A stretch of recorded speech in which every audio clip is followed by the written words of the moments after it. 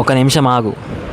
మనం చాలా ప్రాబ్లమ్స్ వచ్చినప్పుడు ఇంకేం చేయాలి అనిపించవచ్చు, కానీ ఆ పెయిన్లో తీసుకున్న ఒక్క డెసిషన్ మన లైఫ్ ఒకటే కాదు, మన చుట్టూ ఉన్న ఎంతోమంది జీవితాలని కూడా మార్చేస్తుంది.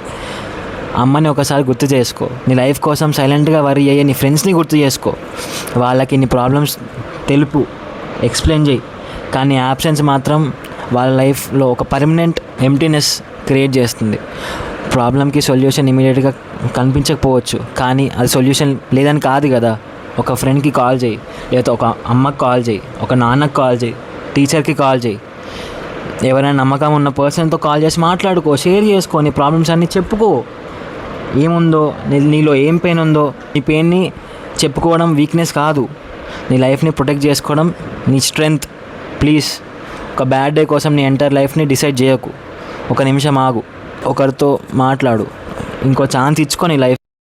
Your pain is real, but it doesn't have to be the end of your story. కొన్ని బాధలు మనకి ఆ మూమెంట్లో పర్మనెంట్గా అనిపిస్తాయి, కానీ ఫీలింగ్స్ చేంజ్ అవుతాయి, సిచ్యువేషన్స్ చేంజ్ అవుతాయి, లైఫ్ కూడా చేంజ్ అవుతుంది. నీ లైఫ్లో ఎంత డిఫికల్ట్ సిచ్యువేషన్ ఉన్నా ఒకసారి ఆగు, ఎవరితోనైనా మాట్లాడు.